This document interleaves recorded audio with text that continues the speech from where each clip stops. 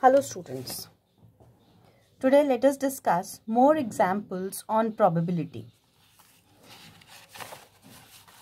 First question. Two coins are tossed simultaneously. Find the probability of getting at least one head. Second, at the most two tails. Sample space for the throw of two coins is HH, HT, TH, TT. At least one head means that either there should be one head or two heads. So we have here three favorable events. So therefore probability of at least one head will be 3/4. At the most two tails means 0 tail, 1 tail and 2 tail. Here all the four events are favorable. Therefore, the probability will be 4/4 is equal to 1. Next question. 3 coins are tossed simultaneously. Find the probability of getting at the most 2 tails, at least 1 head, at the most 3 heads, at least 2 heads. First of all, we make the sample space. Sample space for the throw of 3 coins will be HH, HTH, HHT, THH, THT, TTH, HTT, TTT. Probability of at the most 2 tails means 0 tail, 1 tail and 2 tails. All the options where I have either 0 tail, 1 tail or 2 tail will be considered. So I cannot consider only this 3 tails. That means out of 8, 1 event is subtracted. So I get 7. For probability at the most 2 tails, we will have 7/8. Probability of getting at least one head. At least one head means minimum one head should be there. That means all the events where I have 1 head, 2 heads and 3 head all will be considered.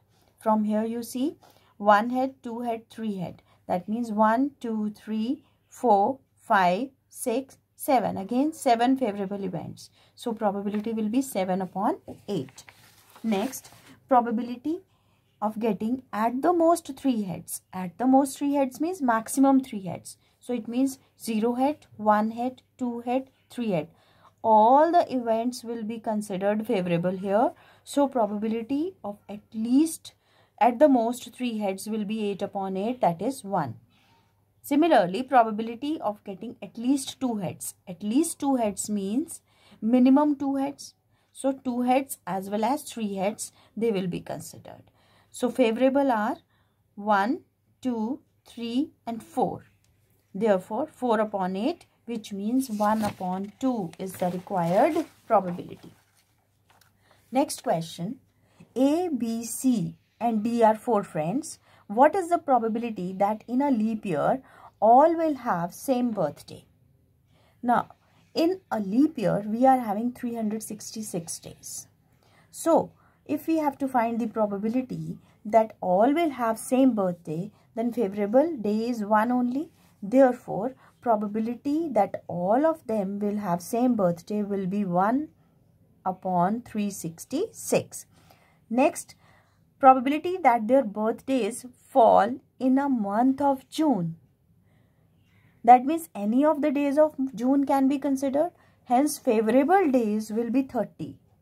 So, probability will be 30/366. That gives me 15/183. Next, probability that their birthdays fall on 10th of the month. 10th of the month, I have 12 favorable events here. Because every month I will be having a 10th date.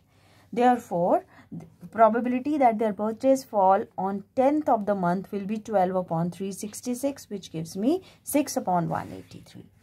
Fourth, probability that their birthdays fall in Feb or March. Remember, it's a leap year. So, in February we will be having 29 days.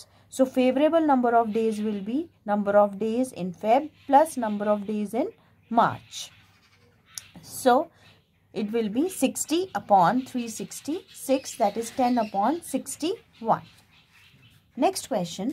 From the numbers 1, 2, 3, one number X is selected, and from the numbers 1, 4 and 9, second number Y is selected. Find the probability that the product of the two numbers is less than 9, product of the two numbers is greater than 13, and sum of the two numbers is 12. Let us make a sample space for this. Three numbers, first we can choose from these three, so I will write them here 1, 2, 3 like we did in dice. And the next choice is 1, 4 and 9, so I write them here and create a sample space for myself by taking various combinations. Hence, probability of product of two numbers is less than 9 will be 5 upon 9. Which cases? Less than 9 you have to take. So 1, 2, 3, 4 and 5. From here onwards you will have equal to or less greater than 9. So 5 upon 9 is the probability. Probability of getting product of two numbers greater than 13. Greater than 13 we get only at two places. 9 into 2 and 9 into 3. Therefore, probability will be 2 upon 9. Probability that sum is 12. I have only one place where the sum will be 12. Therefore, the probability will be 1 upon 9. Next question is very important. Find the probability of having 53 Mondays in a leap year and secondly in a non-leap year. Total number of days in a leap year is 366. Number of weeks in a year is 52. Therefore, number of days in 52 weeks will be 7 into 52, that is equal to 364. Hence, number of days left out of 366 are 2. Now, these 2 days can be either Sunday, Monday, Monday, Tuesday, Tuesday, Wednesday, Wednesday, Thursday, Thursday, Friday, Friday, Saturday or Saturday, Sunday.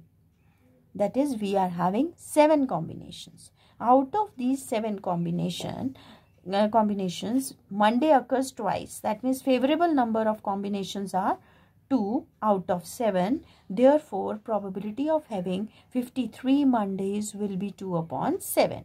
Now, in examination, they may change this Monday to Tuesday, Wednesday, Sunday, anything, but the question remains the same.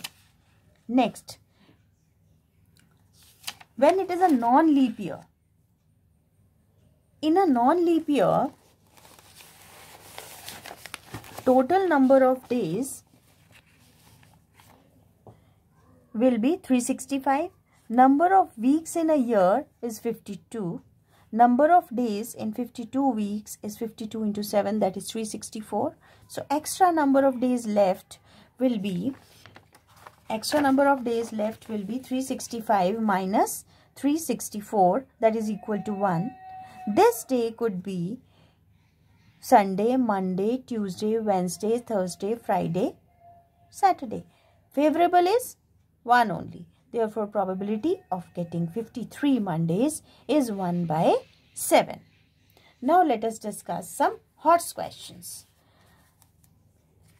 First question is, measures of the interior and exterior angles are given as above.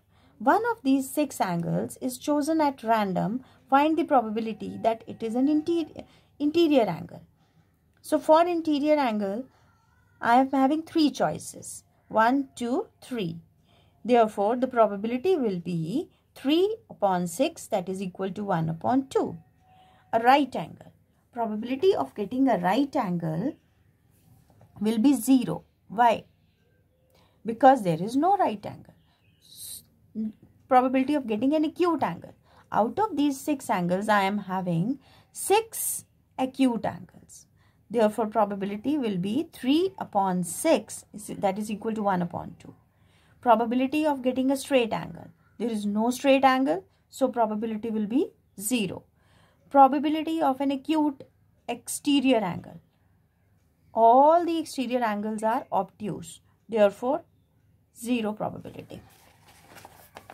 Next, an angle whose measure is less than 180.